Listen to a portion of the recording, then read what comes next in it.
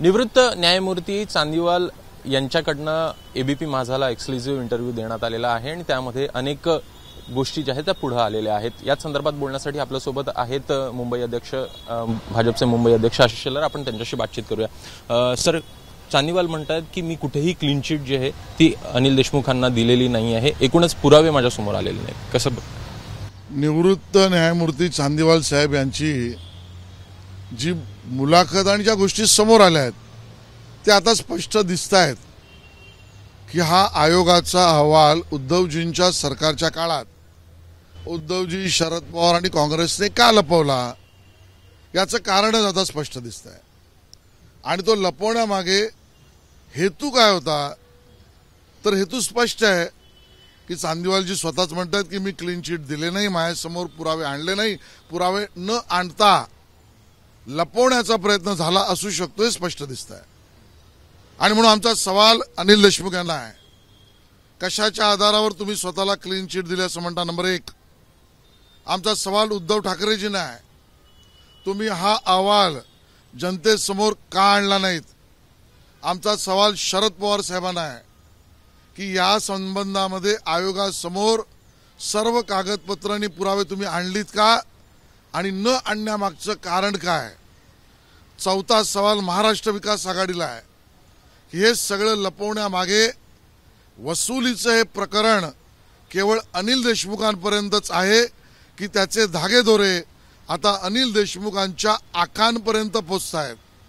आणि नंबर 5, या सगळ्या प्रकरणातली जी दडपादडपी चालू आहे याचा अर्थ यामध्ये काही काळभेर आहे आणि म्हणून नव्याने याची सीबीआय चौकशी करावी का ही आमची मागणी आता महाराष्ट्र विकास आघाडी त्याचं समर्थन करणार आहे की नाही हा आमचा त्यांना सवाल आहे। दुसरं यामध्ये असंही दिसतं आहे की कुठंतरी प्रशासकीय यंत्रणा असेल त्या सरकारमधल्या त्यांनी कुठं मदत केली नाही, अनेक गोष्टी ज्या आहेत त्या चांदीवाल यांनी देखील बोलून दाखवल्या आहे, त्याबद्दल खंत देखील व्यक्त केली आहे। नाही, स्पष्टच दिसतंय ना, ज्यावेळेला चांदीवाल माजी न्यायमूर्ती म्हणतायत कागदपत्र व्यवस्था या सगळ्या गोष्टीची लपवाछपवी बनवाबनवी होते, मग जे सचिन वाझे म्हणालेत की माझ्यावर दबाव टाकून वेगवेगळ्या पद्धतीने ज्या घडल्या नव्हत्या त्या गोष्टी बोलवण्याचा प्रयत्न झाला, हे असत्य कशावरून? ते सत्यच वाटतंय आणि म्हणून या सगळ्या प्रकरणाचा गौडभंग आलाय। आणि स्वतः चांदीवाल साहेब म्हणतात त्याच्यानंतर अनिल देशमुख यांनी कोणाकोणाला वाचवण्यासाठी या सगळ्या गोष्टींची लपवालपवी केली आणि उद्धवजींचा हात ह्यात किती खोलापर्यंत गेलाय। या भ्रष्टाचाराच्या कोळशाच्या खाणीत पवार साहेब, उद्धवजी, अनिल देशमुख आणि काँग्रेस यांचे किती हात खोलवर गेले आहेत।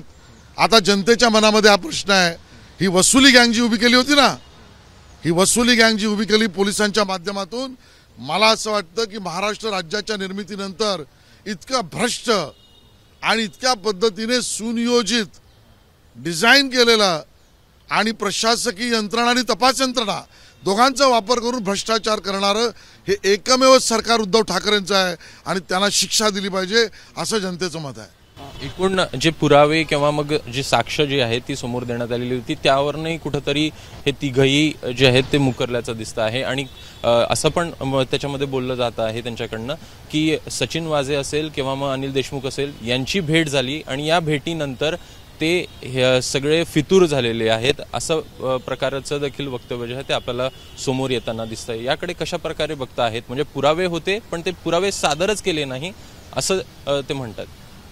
कायदेशीर पुरावे लपवणं, कायदेशीर पुराव्यांशी छेडछाड करणं, कायदेशीर पुरावे न आणणं, act of commission, act of omission, both is a corruption. या प्रकरणामधला गौडबंगाल आणि व्याप्ती एवढी मोठी आहे हे केवळ अनिल देशमुखांपर्यंत सुरू होऊन संपत नाही, यामध्ये त्यावेळेच्या सरकारमधल्या आणि सरकारमध्ये नसलेल्या सगळ्यांचे निर्देश, सगळ्यांचे हेतू, सगळ्यांचे उद्देश आणि सगळ्यांचे हात दडलेले आहेत। आणि म्हणून हे प्रकरण आपल्या राज्य निर्मितीनंतर सगळ्यात खतरनाक सत्तेवर बसलेल्या लोकांनी केलेल्या भ्रष्टाचाराचा ढळढळीत पुरावा आहे। सीबीआय चौकशी झाली पाहिजे। फडणवीसांना देखील यामध्ये गोवण्याचा प्रयत्न जो आहे तो झाला होता, अशा प्रकारे देखील ते बोलत आहेत. एकूण वाझेकडनं हे सगळे आरोप केलेले होते, सोबत अजित पवार असेल किंवा मग शरद पवार असेल यांना देखील गोवण्याचा प्रयत्न. मला असं वाटतं ते स्पष्टच आहे ना.